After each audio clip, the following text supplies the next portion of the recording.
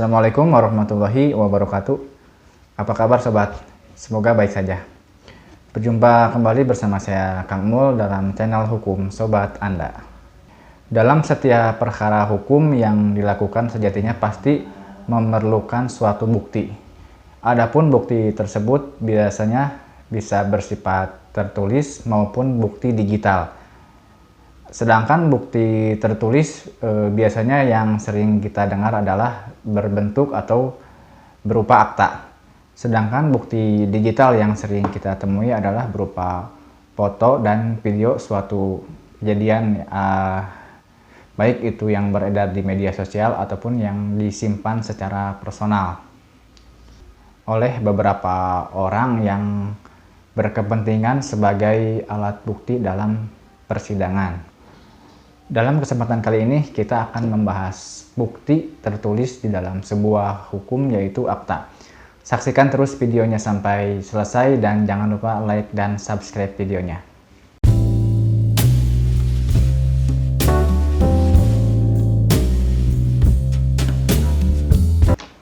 Akta adalah selembar tulisan yang dibuat untuk dijadikan sebagai bukti tertulis terhadap suatu peristiwa yang ditandatangani oleh pihak-pihak yang bersangkutan. Selain itu, akta juga bisa diartikan sebagai surat yang dibuat sedemikian rupa oleh atau di hadapan pejabat yang berwenang, sehingga bisa menjadi bukti yang cukup kuat bagi kedua belah pihak. Di dalam pasal 1867 KUH Perdata, akta dibagi menjadi dua, yaitu akta resmi atau akta otentik dan akta di bawah tangan atau underhand. Yang pertama akan kita bahas adalah akta otentik atau akta resmi. Akta resmi adalah akta yang dibuat secara resmi oleh seorang pejabat umum. Akta ini akan menguraikan secara otentik sebuah kejadian yang terjadi atau kondisi di mana pejabat menyaksikan secara langsung. Dalam hal ini, pejabat yang dimaksud adalah notaris, PPAT, hakim, jurusita pengadilan, pegawai di kantor pencatatan sipil, dan lain-lain. Akta otentik memiliki kekuatan pembuktian yang kuat, sehingga ketika akta tersebut dibawa ke pengadilan, sebagai salah satu bukti, hakim tidak dapat menyanggah dan meminta bukti tambahan lainnya. Adapun dalam pembuatan sebuah akta resmi itu harus memenuhi syarat-syarat berikut. Yang pertama itu syaratnya akta harus dibuat ketika disaksikan oleh pejabat umum. Jadi dalam pembuatan akta ini harus disaksikan oleh pejabat umum, yaitu pejabat yang sudah saya sebutkan tadi. Yang kedua, dalam isi dari akta otentik haruslah dibuat sesuai dengan peraturan perundang-undangan. Maksudnya dari poin-poin di dalam akta tersebut tidak bisa meminta sesuai dengan yang kita inginkan, terutama dalam penyusunannya. Karena dalam akta otentik itu sudah ditentukan formatnya oleh pemerintah. Misalnya saja kita mau membuat akta jual beli, maka isi yang terkandung di dalam akta tersebut sudah disesuaikan oleh pemerintah. Hanya mungkin yang mengalami pergantian itu biasanya nama pemohon, lokasi tanah, dan lain sebagainya. Dalam arti lain bisa diartikan juga akta otentik ini bersifat baku. Yang ketiga itu pejabat umum yang menyaksikan pembuatan akta tersebut haruslah pejabat umum yang memiliki wewenang untuk membuat akta tersebut. Jadi yang menyaksikannya pula harus pejabat umum yang sudah saya sebutkan di awal tadi. Selanjutnya yaitu akta di bawah tangan atau underhand. Akta di bawah tangan merupakan surat yang dibuat dan ditandatangani oleh pihak-pihak yang bersangkutan dengan maksud untuk dipergunakan alat bukti tentang peristiwa hukum yang tertera di dalamnya. Biasanya dalam pembuatan akta di bawah tangan juga dihadiri oleh beberapa saksi agar kekuatan akta tersebut bisa dipertanggungjawabkan.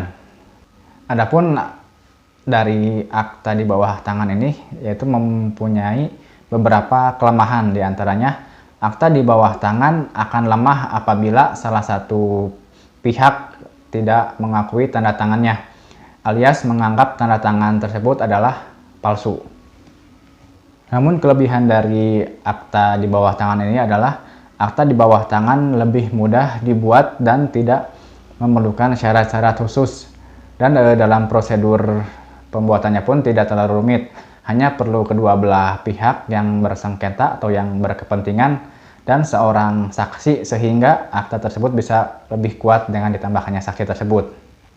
Adapun perbedaan dari akta otentik dan akta di bawah tangan ini adalah yaitu dari ciri-cirinya. Yang akta otentik berupa bentuk sesuai dengan undang-undang dan disaksikan langsung oleh pejabat umum seperti notaris, hakim, panitera, dan lain sebagainya. Lalu bersifat mengikat dengan pembuktian yang kuat.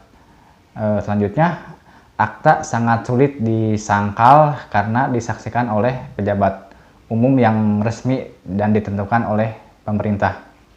Adapun ciri-ciri dari akta di bawah tangan adalah bentuk bebas sesuai dengan kesepakatan kedua belah pihak.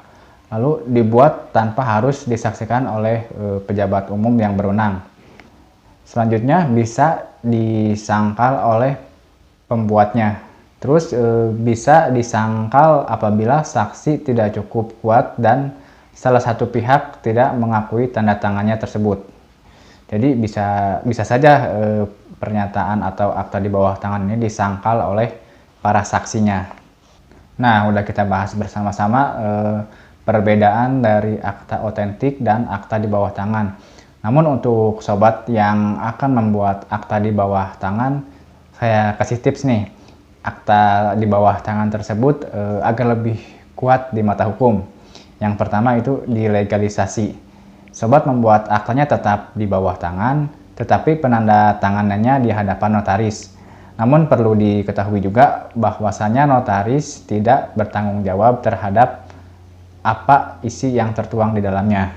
Melainkan notaris hanya bertanggung jawab terhadap identitas dari para penghadapnya tersebut. Yang kedua, para pihak membawa masing-masing saksi minimal 1 orang dari setiap pihak, di luar dari saksi yang ada di notaris. Pada dasarnya akta otentik dan akta di bawah tangan itu sama saja kalau dilihat dari isinya, sama-sama mengikat kepada kedua belah pihak. Yang berbeda hanya pembuktiannya saja apabila terjadi permasalahan di kemudian hari. Akta di bawah tangan memiliki pembuktian yang lebih minim dibanding akta otentik. Oke, cukup sekian dari saya. Apabila sobat ada pengalaman atau pertanyaan tentang akta ini, silahkan tuangkan di kolom komentar di bawah ini. Wassalamualaikum warahmatullahi wabarakatuh.